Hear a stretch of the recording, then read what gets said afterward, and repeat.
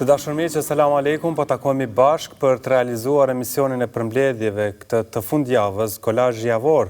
Në vazhdim do të cilëlim përmbledhjen nga të gjitha ato emisionet dhe tematikat të ndryshme që janë realizuar gjatë kësaj jave.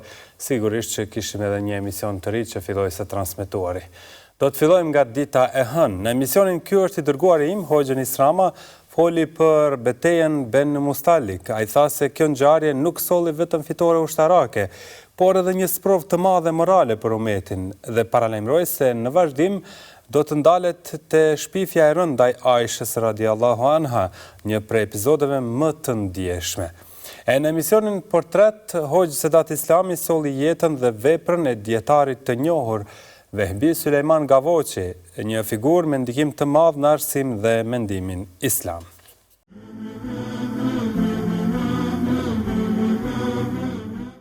Banu Mustalik janë një fes arab të cilët nuk i kanë besu Muhammedit sallallahu alaihi wasallam, madje ishin në armiqësi me pejgamberin alaihi salatu wasallam.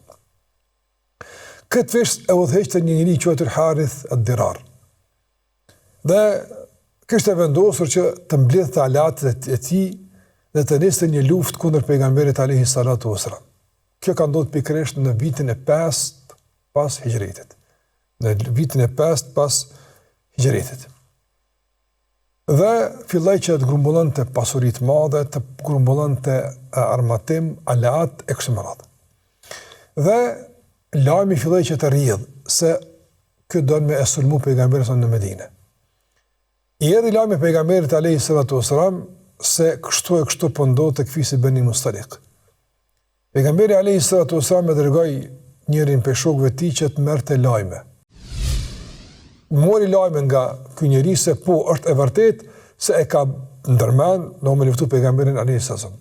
Atëherë tha, atëherë më leja që shkoj tek populli jam dhe po shoh sa më tepër njerëz ka mundësi me mbledh, ka me i mbledh e me i sjellë ti me u bashk. Ai mezi pritet në rregull, shka vazhdoi kështu me radhë dhe ai i mora ato sekrete që i dëgjoi nga udhëheqësi i këtij fisi, shkoi tek pejgamberi alayhi salatu wasalam dhe i akumtoi lajmin. Kur e kuptoi këtë pejgamberi alayhi salatu wasalam, atëra mobilizoi ushtrin, nuk ishin numerikisht numër i madh.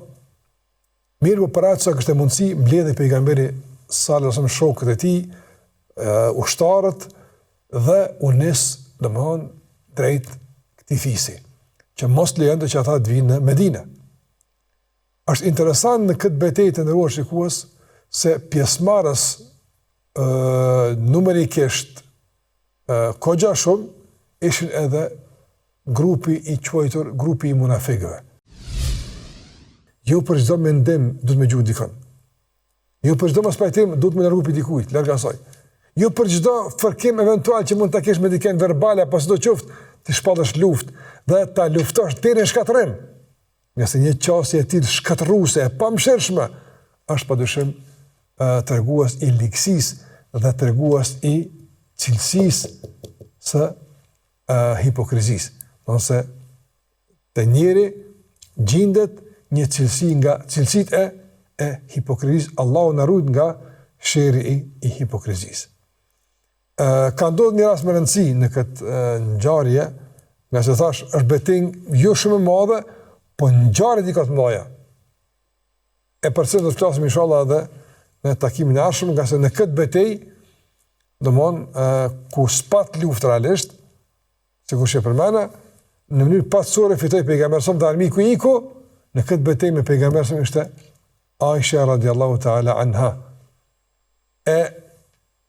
Aisha ka ndodhur diçka shumë e rëndësishme, po edhe shumë e dhimbshme dhe e frikshme, që ka pas pasoja të mëdha në shoqërinë e Medinës.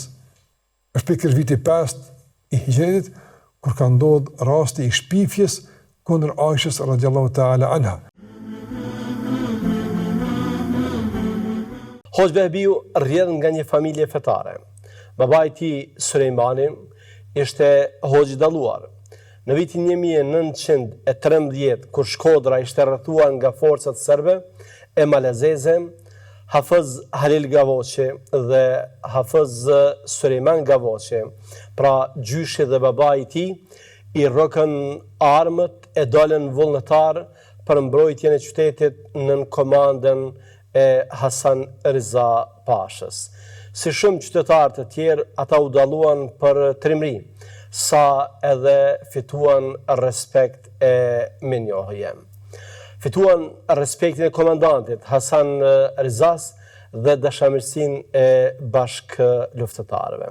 Më pas, familja e tij migron në Damask, ku jetuan në lagjën Divanie. Me ndihmën e bamirësve përreth kishin ndërtuar një xhami, cilin e kishin quajtur xhamia e Arnautëve, pra shqiptarëve, aty ku babai i tij shërbeu si imam dhe hatib ligjërues deri në vdekjen. Hoxha Bio është njëri ndër hoxhallarët me kontributin më të madh në fushën e shkrimeve. Ai ka lënë pas vete vepra të shumta të shkruara në shqip dhe në arabisht. Ne përmendim vetëm disa vepra që janë në gjuhën shqipe. Ai ka shkruar vepra origjinale si Shtyllat e Islamit ose Se e pse, që është botuar në Ankara dhe Bruksel. Pastaj ka shkruar veprën Orientalistika kundër Islamit, Brëshur, e cila është botuar në Tetov në vitin 1993. Ka shkruar veprën Mëshira e dhuruar me Tansis, botuar në Shkodër në vitin 1993. Po kështu ka shkruar veprën Pejgamberi Muhammed jeta dhe vepra, që është botuar në Shkup në vitin 1994. Ka shkruar dhe botuar në këtë vit në Shkodër veprën Shtyllat e besimit. Shejve Bio ka qenë jeta e komunitetit musliman shqiptar. Veprat e tij të shumta në një ambient të dominuar nga ignoranca fetare dhe mungesa e intelektualëve musliman ishte jetë. Ai e kishte kapur damarin aty ku duhej. Ka bën një shërbim të madh për ne, saqë ja kam zili atyre që janë njohur dhe kam bashkëpunuar që heret me të. Ndërsa hoxha tjetër, Imam Vehbi Ismaili, që ka qenë kryetari i komunitetit musliman shqiptar në Shtetet e Bashkuara të Amerikës dhe në Kanada, duke folur për Vehbi Sulejman Gavoçin, ka thënë: Haxhi Vehbiun e kemi njohur kur kemi qenë student në Kairo. Është një shkollar i njohur që nderon gjithë Shqipërinë. Haxhi Sulejman Gavoçin e kam njohur qysh në familje, me që babai im Haxhi Ismaili dhe ai ishin prej ulemave të Shkodrës, prej ulemave të njohur dhe të respektuar që vinin dhe shkonin në shtëpitë e njëri tjetrit.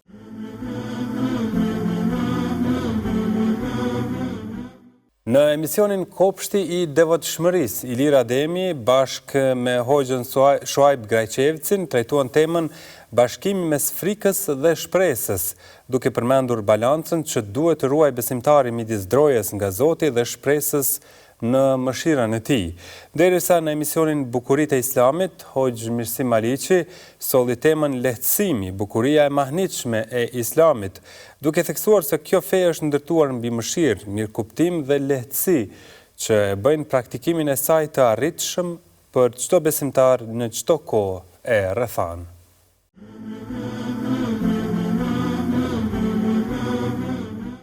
Frika si kontekst, do më thonë, gjithashtu edhe shpresa, të jenë dy kontekste që në aspektin fetar islam nuk duhet që të jenë të ndara njëra prej tjetrës. Frikë në islam nuk kuptojmë një trishtim, nuk kuptojmë diçka dëshpërim, po frikë që t'i afrohemi Allahut Azza wa Jall. Nuk janë si këto frika tjera që kur të friksohet prej diçka me ik prej dikujt, po frika në islam është me ik të Allahu. Do më thonë, frikë që na afron të Allahu subhanahu wa ta'ala. E që për çfarë mu friksu? Prej asaj që ka Allahu dhul Gjelal e ka bo haram, e ka ndalu, mu largu prej saj dhe mu afru Allahut Azza wa Jall me atë çfarë na ka urdhëruar neve. Kurse te shpresa është gjëja e cila çdo njeri e ka atë shpresën, e ka atë ndjenjen se përderisa neve kemi frikë Allahun Azza wa Jall edhe po mundohemi me qenë afër Allahut Azza wa Jall, atëherë Allahu subhanahu wa taala kemi shpresën që Allahu do të na jap shpërblimin, do të na afroj atë çfarë e kërkojmë prej tij, ndihmën e kështu me radhë.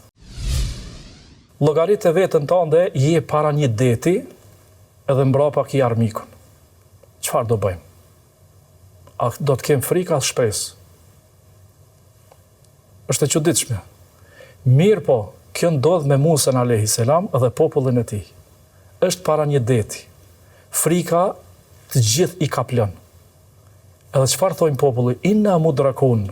O zënëm, i drejtojnë Musa alayhis salam se Musa alayhis salam i tha Allahu na ka premtuar se do të na shpëtoj. Hadini mas meje. Edhe kur shkojnë mas Musa alayhis salam dhe afrohen detit edhe shohin Firaunin mbrapa, atëherë inna mudrakun, na u kapëm, u zënëm. Mirë po, Musa a.s. me atë mbështetjen që kishte në Allahun, me shpresën që kishte te Allah Zogjel se Allah e ka premtu, edhe Allah kur të premton do ta zbatoj patjetër. Atë çfarë thot? Inna ma'iya rabbi sayahdin. Mos keni të lashe, se Allahu Azza wa Jall është me neve, është me mu, edhe hajt do të na bëjë një zgjidhje. Për shembull, pejgamberi sallallahu alaihi wasallam, kur shkon te një djalosh atje i cili ishte në prag vdekjes, po e pyet si po ndihesh? Ai duke vdek, si po ndihesh? I tha, o i dërguari i Allahut, jam mes shpresës se shpresoj të mëshira Allahut Azza wa Jall dhe jam duke u friksu prej gjinaheve të mia. Pejgamberi sallallahu alaihi wasallam po thot, ai i cili është në momentin e vdekjes mes shpresës edhe frikës, Allahu ka m'ia dhënë atë çka shpreson, edhe ka me rujt për asaj çfarë friksohet. Sa bukur. Prandaj çfarë po thot pejgamberi alayhis salam? Kur t'ju vjen momenti i vdekjes, mos keni mendim të keq për Allahun, po të keni mendim të mirë për Allahun Azza wa Jall, sidomos në atë momentin e fundit të jetës ju. Aplikimi ose aplikueshmëria e Islamit në çdo kohë, në çdo vend, edhe në çdo shoqëni është pikërisht e lidhur edhe me faktin që është fe e lehtë. Do thotë nuk ka diçka e cila e pamundson jetësimin e një norme islame në një rrethon caktuar. Për shembull, nuk e kena një dispozit ose një kod ose një adhurim caktuar që mund të konsiderohet që një shoqëni caktuar nuk mundet me bë. Ose në një kod caktuar nuk mund të bëhet, ose në një rrethon caktuar, në një vend caktuar nuk mundet me bë. Dhe kjo është një prej mësimeve dhe prej gjanave shumë themelore për ta kuptuar rëndësinë edhe peshën e madhështinë e fesë Allahut subhanahu wa taala dhe rrjedhimisht për ta kuptuar vërtetësinë e fesë Allahut kundrejt feve të tjera të cilat pretendojnë vërtetësinë, mirë po janë të padeja, do thotë për ta mbështetur dhe për ta provuar. 5 kohët e namazit, Allahu subhanahu wa taala se si ka bërë këtu kohë nuk bien ndesh me natyrën njerëzore kur njeriu është aktiv për jetën e tij. Saktësisht nëse dikush e fal namazin e sabahut, ajo asesi nuk bien ndesh me, do thotë, me qëllimet e tjera të jetës. Pastaj ka një kohë të gjatë për të përkushtuar jetës së tij, obligimeve të tij, qëllimeve të tij për mbarvajtjen e jetës. Pastaj vjen koha e drekës edhe ikindis, të cilat në një formë mund të jenë 2 momente të rimbushjes shpirtërore, të pushimit edhe të përgatitjes për një etapë të dytë edhe më të mirë të ditës. Edhe pastaj vjen namazi i akşamit i mbrëmjes që në një farë formë është koha e përmbylljes së ditës dhe nuk bë ndesh me asesi me agjendan e ditës. Edhe vjen namazi i yacies, i cili është në një farë formë pjesa e fundit dhe përpjekja e fundit për ta rimbushur shpirtin përpara se njeriu të pushojë për një ditë të nesërme. Besimi islam është shumë i lehtë. Ne besojmë në fjala e për shembull, besojmë në engjëjt, besojmë në librat, besojmë në profetët, besojmë në ringjalljet, gjitha këto janë të kapshme, gjitha këto janë të logjikshme. Besojmë në njësinë e Allahut, dhe është shumë e lehtë për ta kuptuar që Zoti është një. Do thotë kur e kuptojmë se si funksionon qielli dhe kozmosi dhe se si drejtohet me një par rregulla, kuptohet që është një i cili e drejton kështu më radhë, është shumë e lehtë për të kuptuar. Ndërkësh nuk është e njëjta tek fetë të tjera. Për shembull, fetë të tjera që besojnë në Trinitet, fjala e për shembull, kanë shumë të komplikuar sepse kësaj është e pavërtetë, është e komplikuar, edhe shpesh ndodh që privohen besimtarët, kushtimisht thonë, nga kleri, nga kokat e fejas që të mos hyjnë ato tema për arsye se nuk kuptohet. Ndoshta tema mund të më konë tema më bazike asaj feje. Mund të më konë tema që e përcakton identitetin fetar, me përmegjithatë pranohet si dogmë që kështu duhet me besu edhe nuk kuptohet. S'ka logjik, por megjithatë nuk kuptohet edhe nuk kemi pse e kuptojmë. Kësaj nuk është besimi islam. Besimi islam është shumë i lehtë, besimi islam është shumë i arsyeshëm, është shumë i kapshëm.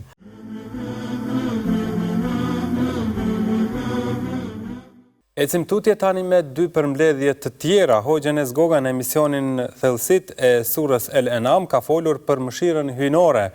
Këtë javë filloi emisioni më i ri, Gratë në Kuran, me Ilir Ademin dhe Hoxhën Ferit Piku, ku do të trajtohen figurat dhe shembujt e grave të përmendura në Kuran, modele besimi, force dhe urtësie që frymëzojnë edhe sot.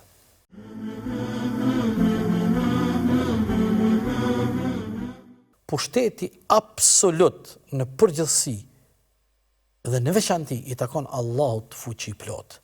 Ky pushtet i Allahut Dhul Xhelal shihet në krijimin e krijesave që Allahu te baraka wa taala i ka kriju krijesat të gjitha, pastaj në atë që Allahu është ai i cili mbikëqyr, rregullon dhe sistemon çdo gjë në këtë kosmos, si dhe përfundimi i takon po ashtu pushtetit absolut, fuqisë, planifikimit, caktimit të Allahut te baraka wa taala. Prandaj ky ajet hapet dhe fillon me këtë pyetje kaq të rëndësishme.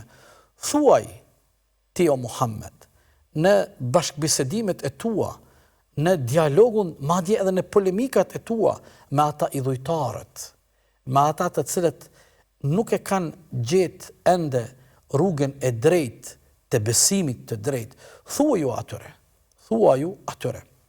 Kujt i takon pushteti absolut, çfarë ka në qej, në tokë, mes qejve dhe tokës dhe në mbar kosmosin dhe gjithësinë. Dhe në momentin kur ty dhe mua dhe gjithë neve na prek vdekja, në momentet e vdekjes, si do të na vjen më vonë, të gjithë e gjejnë rrugën e besimit. Të gjithë e kuptojnë madhërinë dhe fuqinë e Zotit. Por ky është moment i vonshëm. Në këto momente, kur vdekja e prek dhe e godet këtë njeri, dhe ky provon tani me e gjetë rrugën e besimit, tani është vonë. Tani është vonë për çdo gjë. Prandaj Allahu fuqi i plot e përfundoi këtë ajet, alladhina khasiru anfusahum fahum la yu'minun. Kush janë ata të cilët e kanë përjetuar humbjen më të madhen? Humbësi më i madh është ai i cili e ka humbur shpirtin e tij, e ka humbur veten e tij, e ka humbur ahiretin dhe amshimin e tij nesër te Allahu Dhul Xhelal. Fahum la yu'minun. Ata që e kanë zgjedhur rrugën e mosbesimit, ata që e kanë zgjedhur rrugën e mohimit, ata që e kanë zgjedhur rrugën e kundërshtimit e të arrogancës, ata që i rebelohen Zotit e tyre, ata që nuk dëshirojnë me dëshirë e me vullnet ti përulen e ti dorëzohen e ti nënshtrohen Zotit e tyre. Ta jetojnë jetën që Allahu ka bërë dhurat, ashtu sikur Allahu kërkon nga ne. Këta janë humbësit më të mëdhej, waliyadhu billah, Allahu na ruajt. Çdo gjë në këtë botë diktohet dhe ndikohet nga ai Allahu një fuqi i plot. Edhe lindja e diellit dhe planeti diell me gjitha specifikat e tij, edhe hana, edhe ndryshimi i ditës dhe i natës, edhe detrat e oqeanet e ujit, edhe planeti i tokës, edhe lëvizja e tokës, edhe dridhja e tokës, edhe çdo gjë, të gjitha planifikohen dhe kanë varësi nga i madhi Zot te baraka wa taala, nga fuqia absolute e të madhit Zot te baraka wa taala. Prandaj, ky është besimi i drejtë në Zotin një te baraka wa taala. Do të gjejmë që Kurani famlar të flet me të dy dimensionet, me dimensionin global dhe universal, statusin që ka gruaja, që thash është origjina e njerëzimit, madje jo vetëm kaq, është ajo që mundson vazhdimin e jetës të njerëzimit në tokë, madje është edukatorja edhe e pjesës së vet, pra, po edhe e pjesës krahut tjetër. Prandaj quhet nëse burri është gjysma e shoqërisë, burrat janë gjysma e shoqërisë, gratë nuk janë thjesht gjysma tjetër, por janë ajo që edukon edhe gjysmën e parë, edhe gjysmën e dytë. Kjo është dimensioni universal me cilën duhet të lexojmë në përgjithësi ajetet kuranore që flasin për gratë. Mirë po, do gjejmë edhe atë dimensionin lokal, apo në lidhje me kontekstin historik dhe Kurani famlar në kohën që zbriste mbi profetin Muhammed a.s. Nëse i kthemi dhe librave të historisë, dhe këto nuk është se po i shpikim dhe po i sajojmë ne, ato janë të shkruara në lidhje me statusin dhe pozicionin që kishte gruaja në civilizimet e ndryshme, në shoqëritë e ndryshme të asaj kohe, do gjejmë që aty bëhet debat e karakterit filozofik nëse gruaja është apo jo krijesë.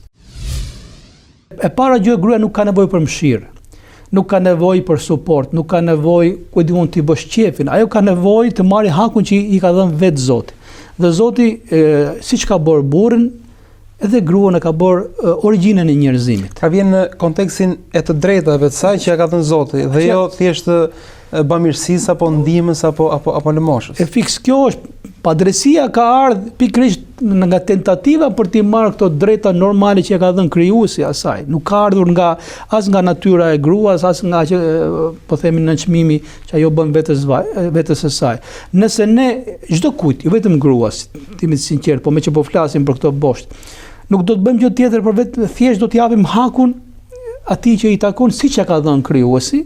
Ne do jemi pikërisht aty tek drejtësia hyjnore, ato që na kërkon Zoti. Zoti gruan thashë ka bërë origjinën e njerëzimit. Edhe po ajetet kuranore që flasin o ju njerëz, keni frikë Zotin tuaj që krijoi ju nga një mashkull dhe një femër dhe prej tyre nxori shumë burra dhe shumë gra.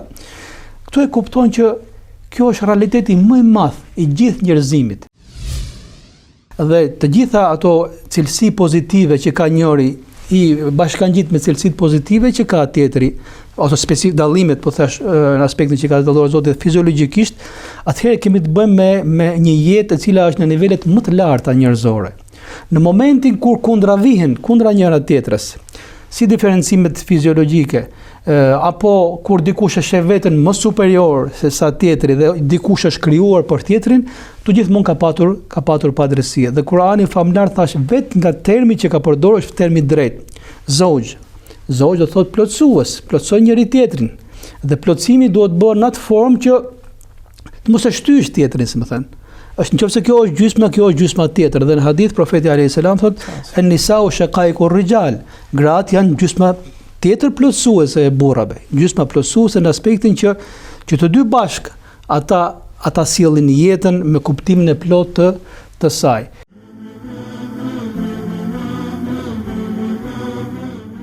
Në emisionin e thëna e pa thënë, ky emisioni drejt për drejt me Hoxhën Ekrem Avdiu, trajtuam temën le të mos shohim bardhë dhe zi, duke theksuar rëndësinë që ne të pranojmë diversitetin, të shmangim paragjykimet dhe gjykimet e nxituara dhe të promovojmë mirëkuptimin dhe harmoninë brenda shoqërisë.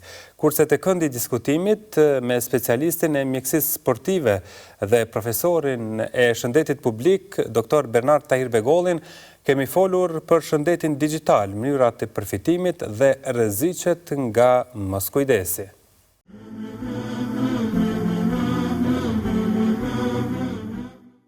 Sa monotone do të ishte jeta sikur të gjithë njerëzit të dukeshin njëjtë. Sikur të gjithë të visheshin njëjtë, të silleshin njëjtë, të flisnin njëjtë, madje të mendonin njëjtë. A din që sikur të gjithë të mendonin njëjtë, nuk do të kishte mendje, nuk do të kishte zhvillim të as të dijes, as të logjikës njerëzore, as të shkencës, as të kështu me radhë. Do të kishte krejt, njëri thot diçka, tani thonë po valla çashtu është. O kry muhabeti aty s'ka zhvillim të mendimet. Allah i ka kriju njerëzit që t'jenë të ndryshëm, edhe këtë fakt të pamohueshëm, se cili duhet me e shfrytëzu. Të mirët do të shfrytëzojmë për të mirë. Çka do të thotë kjo? Kjo do të thotë se njerëzit janë të krijuar, edhe disa prej tyre do të jenë besimtar, disa do të jenë jo besimtar. Për shembull, nga këndvështrimi i besimit edhe i fesë.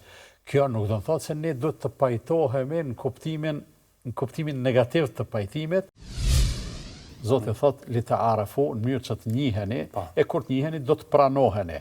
E nuk ka thonë që të refuzoheni, që kjo është me rëndësi, që kjo është bazë. Njerëzit mendoj se shumë konflikte do të evitoheshin, jo gjithsesi në tansi, se prap vazhdon me ekzistu e bardha që është sinonimi të mirës, edhe e zeza që është sinonimi të keqës, prap do të kishte njerëz të këqij.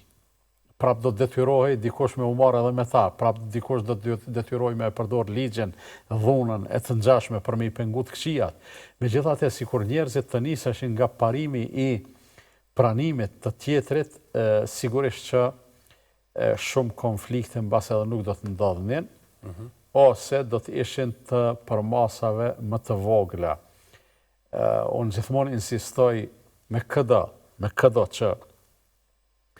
që e kemi përballë, e që eventualisht mund të kemi ndonjë mos pajtim, ndonjë kundërshtim, ndonjë çka do të qoftë, është mirë që të fillojmë nga pikat e përbashkëta. Shumë koncepte, shumë oferta, shumë për një mend këtu i shohim bardhëzi, edhe konceptet politike, edhe ofertat e subjekteve politike, edhe të politikajve i shohim me një fanatizëm që e te i kalon atë dallimin mes atyne simboleve ta quaj, edhe njeriu mund të jetë simbol, të liderëve për shembull. Filoni dhe Fisteku mund të kenë mos pajtime, po ata nuk shkojnë deri në atë mas që me u armiqësu aq thellë ndërmjet vete, a kënej këta që sot po quan me këtë zhargonin bashkëkohor militant, këta dojnë me u bot copa ndërmjet vete, po s'ka arsye një gjë e tillë me ndodh. Nuk ka arsye absolutisht. Madje ndoshta unë e zbuta shumë se po i bjen sikur me i shfaqsu ata që fatkeqësisht e kanë përditësu retorikën në nivel të këtill, e që fatkeqësisht politika e ka fragmentarizu edhe e ka polarizu shoqërinë skajshmërisht, deri në armiqësim, deri në përçarje, deri në kështu me radhë. Kjo është shumë shqetësuese, nuk është as pak e mirë. Po, si duket mas shumë ti po përfiton sistemi shëndetësor, sepse po zvoglohet dukshëm ngarkesa që po e ka me pacient, po vjen ma shpejt dhe të diagnoza, po vjen ma shpejt të menaxhimi i rasteve, nuk po ka nevojë me humbë shumë kohë. Deri tash kena marrë një çantë me letra kur jam shku te doktori, tash përmes regjistrave elektronik, përmes të dhanave elektronike, janë të gjitha në kompjuterin e mjekut ku shkon në kontroll, edhe kjo e lehtëson shumë atë barën që fizike që kushtimisht e ka secili pacient, po edhe ngarkesat financiare që vesa, sepse na jemi mësu një pacient për me marrë një mendim të plot, do në vizitu disa mjek të njëjtin kohë, një. E kur ka një regjistër elektronik, pastaj aty shihet në atë regjistër elektronik që para 1 dite, para 2 dite, para 5 dite, 10 dite, ka qenë të filan doktori, ka këtë raporte, ka tjetrin, ka këtë tjetrin, edhe mundet mu menaxhu ma kollaj, mos me kriju shpenzime të panevojshme. Pacienti ka shumë vështirë me dallu këta. Për këta, pacienti ishtë dashur me qenë në koordinim me mjekun e vet familjar, që një informacie ka rreth problemit ose ata me nda edhe me u konsultu. Roli i pacientit në vendimarrje për trajtimin ose menaxhimin e gjendjes shëndetësore tani ka ndru. Përderisa më herët krejt përgjithësinë e kalon të stafi shëndetësor, tash merr pjesë edhe thotë që po e kisha marrë tretmanin ose opsionin protokollin 1, pastaj protokollin 2, varësisht cila është me gjendjen, po jo me vendos krym vetit se doktori më ka thonë të përdori ilaçin A, për shembull 2 herë në ditë, unë kam pa në internet që bën përdor edhe 4 herë në ditë, ose mi marr ka 2, një ditë me pi, një ditë mos me pi, ose kur më vjen mend 1 herë në javë, sepse çashtu e kam pa diku në internet. Apo në anë tjetër që ndodh edhe vetë diagnostikimi i problemit. Në aspektin mjekësor, çdo përdorim i ilaçeve pa rekomandim të mjekut është i papranueshëm. Do thonë nuk ka një ilaç që ti bën më shku edhe hajt kryen veti me përdor, sepse mjeku është personi i autorizuar për me shkruar recetën mjekësore, edhe pastaj ajo e jepet në barnatore dhe i merr ilaçet. Para është që mos të besojnë reklamave mrekullibërsve të produkteve në internet. Do të thonë, akoma nuk kemi lexuar diçka, nuk kemi pa diçka në evidencat mjekësore që është ky ilaç mrekullibërs edhe vyn për çdo gjë. E dyta është që të mos marrim vendim vetanak për përdorimin e një ilaçi ose tjetrin pa konsultimin e mjekut. Dhe treta, të mundohemi ta kufizojmë kohën para ekranit. Unë për veti kom vendos një kufizim se sa minuta në ditë me përdor ekranin, telefonin, që me reduktu këtë vashmërinë që e kena ndaj mjedisit digital edhe ekraneve, edhe këto kisha bo thire që gjithë secili ta kufizojmë në një formë ose tjetrën, që mos ta kemi presionin edhe stresin e vazhdueshëm me informata, se këso na bombardojnë informata, mjediset, kudo që t'him në rrjetet sociale, na bombardojnë me informata, edhe këto na krijojnë stres të panevojshëm neve.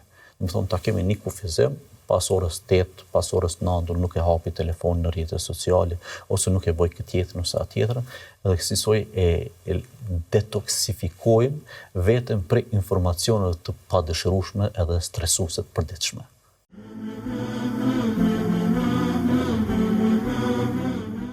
Vijojmë tani me përmbledhjet nga emisioni Popujt e Kuranit me Hoxhën Muhamet Dërmaku, më pas vjen emisioni Rinia me sfidave dhe besimit nga Ali Dizdari dhe Hoxhë Mustafa Tërniqi. Kurse në emisionin Fjala që udhëzon, Hoxhë Gentian Mara foli për temën vepra më e dashur të largosh varfrin. Ai tha se ndihma ndaj nevojtarëve është një nga veprat më të dashura tek Allahu dhe një shenjë vërtet e mëshirës dhe solidaritetit.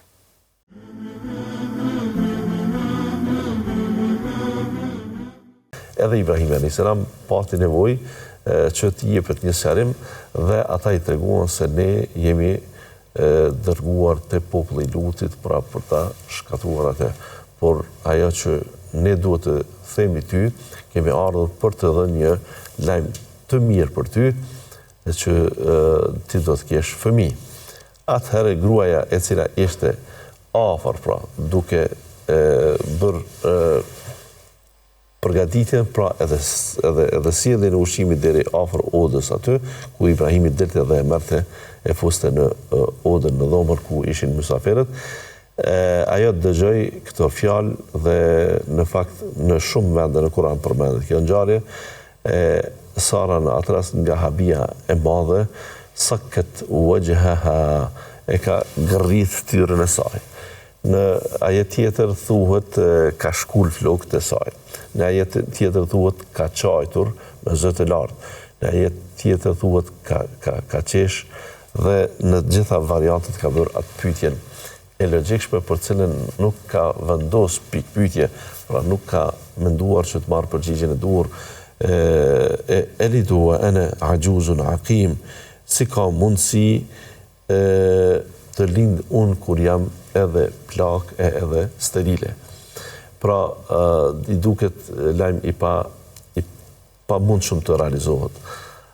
Me lajket për kundrazi thanë se ti mos këtë dertë se ne një gjë të tillë jemi në gjendje ta përçojmë edhe më mirë. Pra, ti jo vetëm që do të lindesh, por do të lindesh Ishakun, do të jetë djalë, o min wara i Ishaqa Jakub, dhe pas Ishaku do të jenë edhe Jakubi. Jakubi është pra një djalë i Ishakut, e që Ishaku mund të ketë pas edhe fëmijë të tjerë. Pra, jo vetëm Jakubin, po Jakubin që në Kur'an përmendet edhe me një emër tjetër që është Israil. Israil a ka qenë emër i përveçëm i Jakubit, pra që ti ketë pas dy emra, apo ka qenë një sinonim që i bjen Isra edhe Il janë dy emrat në gjuhën hebraike ose ibrishte, që e ka kuptimin rob i Allahut, pra sikur që është identik në arabisht Abdullah. Pra Israil i bjen Abdullah.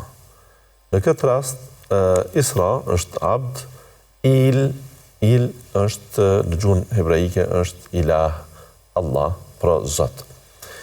Il, Zot. Rob i Allahut, pra Israil. Nëse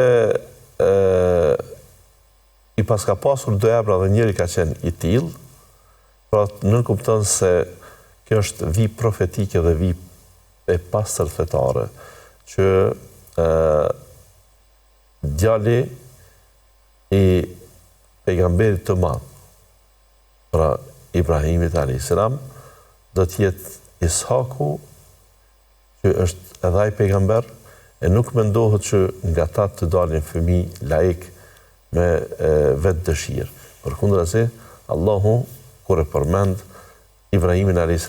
thotë që e bëm që pasardhësit e tij të trashëgojnë pejgamberin dhe ashtu dhe ndodhi. 2 djemtë e tij, edhe Ismaili, edhe Isaku, 2 pejgamber, 2 profet.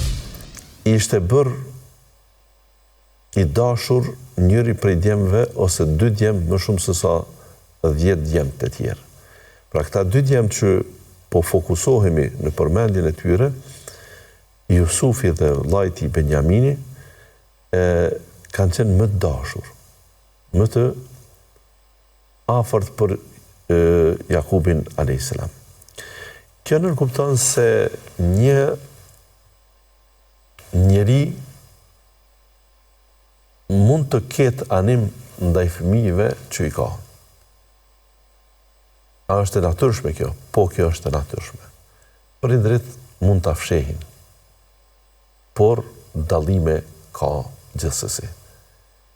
Unë e di që këtë fjali kur e them, secilit i shkon ndërmend, a thu, a dhe baba jem pas ka pasur dallim mes meje dhe vëllezërve, mes meje dhe motrave. Kjo është gjë e lehtë. Sidomos ti prind i nderuar që mendon kështu. Pra po them prind i nderuar nëse vetë ke fëmijë. Do ta kuptosh se ndaj fëmijëve mund të kesh qasje ndryshe. Çfarë është qasja ndryshe? Qasja ndryshe i do më shumë sa i përket dashurisë dhe dhemshurisë ndaj tyre dallon një gjë e tillë. Dhemshuria mund të jetë e njëjtë dhe e barabartë, madje mund të jetë tamam sikur e thon sikur gishtat e dorës, cilën do që e prind të dhem njëjtë dhe që të gjak njëjtë. Në kuptimin pra nuk mund të pranoj dikush nga dëshirat të thuhet se cilin gisht don të ta prej. Asnjëri nuk pranon, se secili dhem. Mirë po, në kuptimin e afërsisë, njerëzit jo vetëm fëmijët, por në përgjithësi edhe vëllezërit ne i dallojmë, edhe motrat i dallojmë. Familja ku të rinjt ndërgjegjësohen, janë të vetëdijshëm, fillojnë të jenë vetvetja duke u nisur nga raportet familjare mëtej në shoqëri, mund të themi që është institucioni më i rëndësishëm në shoqëri. Përse është institucioni më i rëndësishëm në shoqëri? Nuk themi që bashkia apo komuna apo ministria apo kryeministria, ndoshta presidenca duhet të jenë këto institucionet më të rëndësishme. Absolutisht jo. Përse të gjitha këto institucione bashkë që janë tepër të rëndësishme në një shoqëri, në një vend, ato janë në shërbim të familjes. Ata projektojnë për familjen. Edhe të gjitha ligjet që miratohen janë për të mirën e familjes. Dhe në fund fare çfarë ndodh? Nga të gjitha këto familje përbëhet shoqëria. Dhe për rrjedhoi themi që familja është institucioni më i rëndësishëm i shoqërisë. Andaj dhe Allahu xhelle xhelalu në Kur'anin famëlar ku thot ku anfusakum wa ahlikum nara. Shpëtoni vetveten tuaj dhe familjen tuaj nga zjarri i xhehenimit. Ndoshta problemet shoqërore në shumë raste vijnë nga keq edukimi brenda familjes, pra që nga një familje që ndikon keq në shoqëri, mund të jetë dhe kjo, dhe ky i ri apo kjo e re mund të jetë viktim e shoqërisë, po mund të jetë viktim e keq edukimit. Mund të kemi probleme sociale fillimisht brenda familjes, pastaj këto reflektojnë në probleme sociale shoqërore. Mund të kemi probleme ekonomike, mund të kemi probleme kulturore, mund të kemi probleme arsimore, mund të kemi formim shumë të keq, formim shumë të dobët, ose ndoshta pa formim fare, dhe kjo familje e cila po edukon, ose më themi po kujdeset për një fëmijë i cili mendohet të jetë dikushi në shoqëri, shikojmë shumë shpejt që ky fëmijë nuk ka lidhje me shoqërinë e vërtet. Ai mund të jetë i dëmshëm për shoqërinë dhe problemet shoqërore mund të vinë nga jashtë familjes, mund të vinë nga brenda familjes.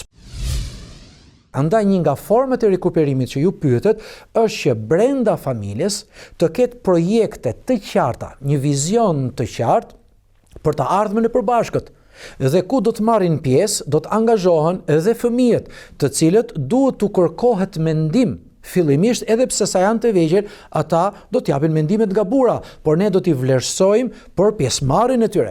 Ne do t'i vlerësojmë për angazhimin e tyre dhe për rrjedhoj ata do të fillojnë të edukohen, të arsimohen, ndryshe do gjejnë vetveten, do ndjehen të vlerësuar, do të edukohen mirë, do të ketë me plan programe dhe projekte konkrete me një vizion të pasur, domethënë për të ardhmen, ata do të ndjejnë vetveten domethënë në një jetë e cila është e larmishme dhe nuk do të merren gjithmonë me të shkuarën.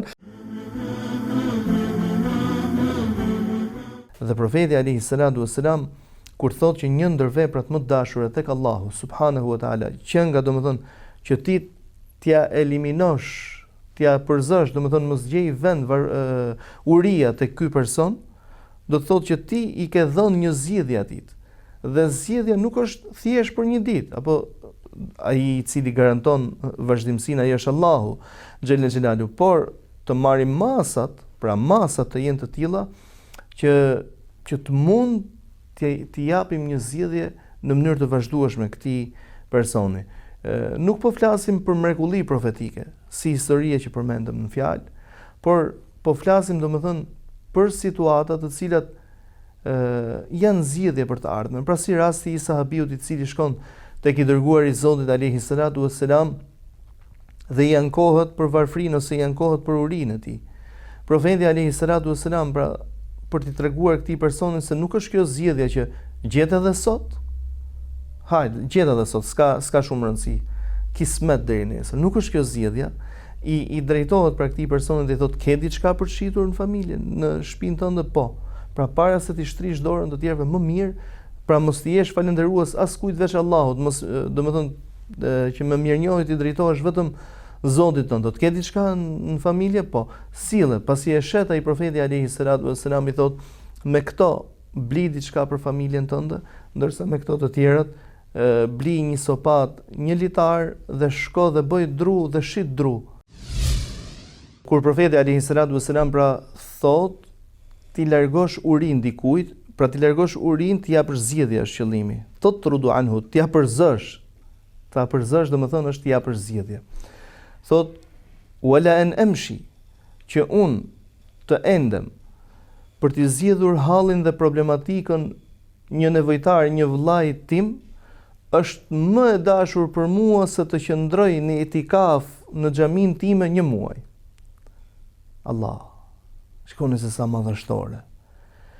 Që të jem në shërbim të vllait tim, pra të endem, të sorollatem, të humb kohën, të sakrifikoj deri dhe me pasurinë time, deri dhe me shëndetin tim, e shumë gjëra tjera.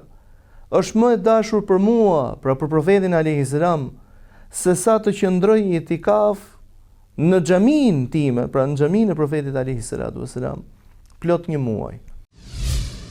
Një prej shokëve të profetit alayhi salatu wasalam e pyet dhe i thotë i dërguari i Zotit, më këshillo, pra më jep një këshill gjithë përfshirëse, dhe profeti alayhi salatu wasalam për disa herë me radhë i thotë atij la taghdab, mos u zemro.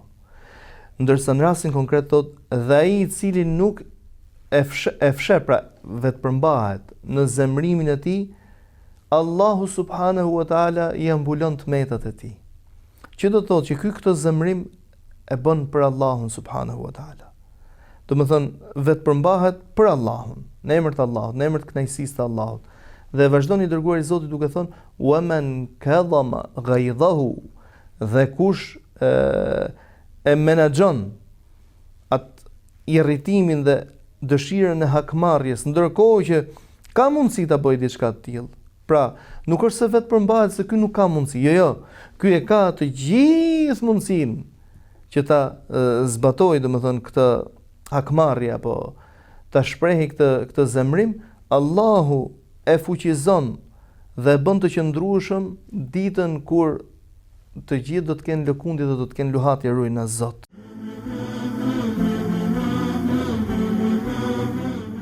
Të dashur miq, ne kështu arritëm në fund të takimit të sotëm ku kemi sjellë përmbledhjen javore të emisioneve dhe temave të ndryshme të cilat janë realizuar gjatë kësaj jave. Faleminderit shumë që na ndoqët. Mirëmbëjtje.